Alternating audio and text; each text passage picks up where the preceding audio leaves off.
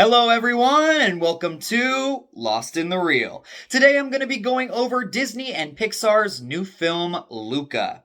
There has been a lot of speculation about this being Disney's first LGBTQ+ feature film. Are any of those rumors warranted? And above all else, is Luca on the same par as some of the studio's classics, or is it second tier Pixar? Let's talk about it.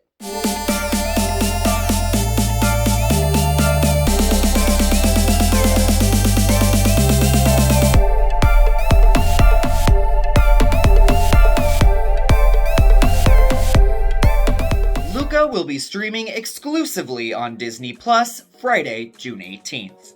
The film is directed by Enrico Casarosa and written by Jesse Andrews and Mike Jones. It stars Jacob Tremblay, Jack Dylan Grazer, Maya Rudolph, Jim Gaffigan, and Emma Berman.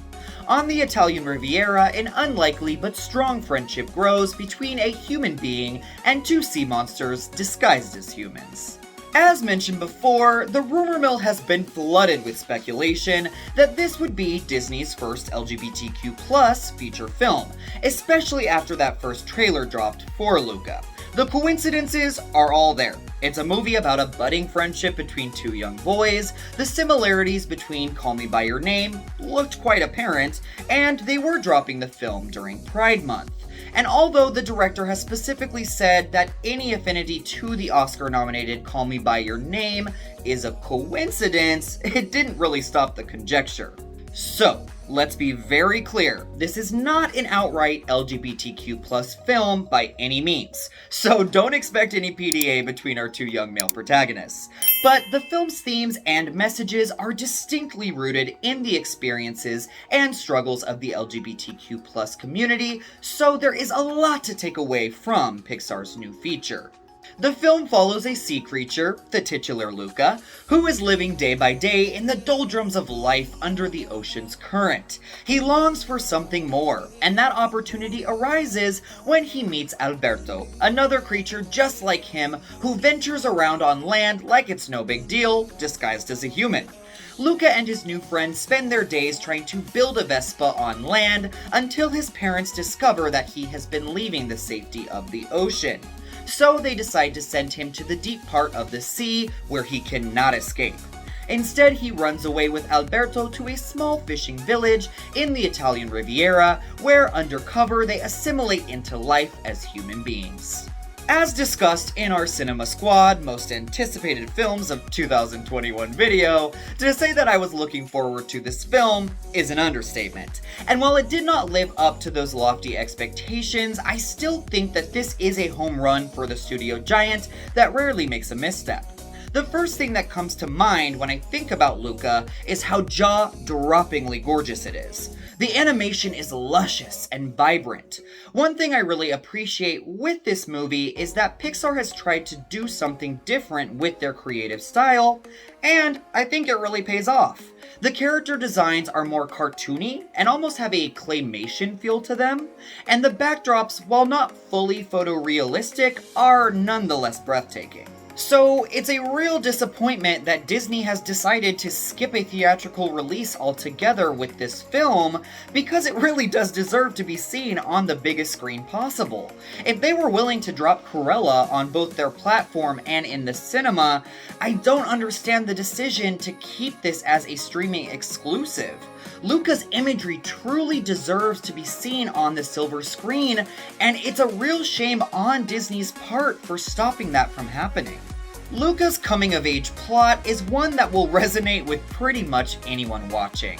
Its themes of being an underdog, trying to fit in, struggling with your identity, yearning for something more in life, overcoming people who don't understand you, and of the trials and tribulations of friendship are all beautifully explored here. When it comes to the LGBTQ+ undertones, this film is pulsing with them.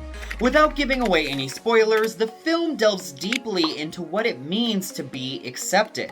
Luca's parents don't want him to leave the water in fear that the outside world will not acknowledge who he actually is. The human disguise is a metaphor for anyone who has walked around in broad daylight masking who they actually are from society.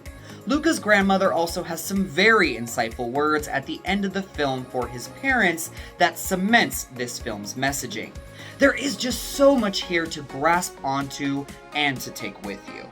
Although, I just can't help but shake the feeling that this is one of Pixar's more slight efforts. As I have said, the themes ring true in so many ways, yet the story's main beats are very run-of-the-mill and predictable. Luca and Alberto meet an archenemy who wins this race or relay every year, and they set out to train and beat him at his own game. This is the main storyline that runs through Luca, and for a Pixar film, that's just not enough meaty material, for me at least. What I can say is that the characters created in Luca are multifaceted, richly nuanced, and captivating. So even though the storyline in Luca feels very second-tier Pixar, the characters are some of the best that they have ever brought to the screen. This is the first time I've watched a film from the studio that immediately after I longed for more stories with Luca, Alberto, and Giulia. In a perfect world, this feature would just be the pilot in a series of adventures with the trio. Now that would make me truly gratified. So, I will be giving Luca 4 Vespas out of 5. Luca's story might be a little run-of-the-mill, but its breathtaking animation, captivating characters, and profound and resonant themes make it another home run for Pixar. Thank you so much for watching Lost in the Reel. We will see you soon.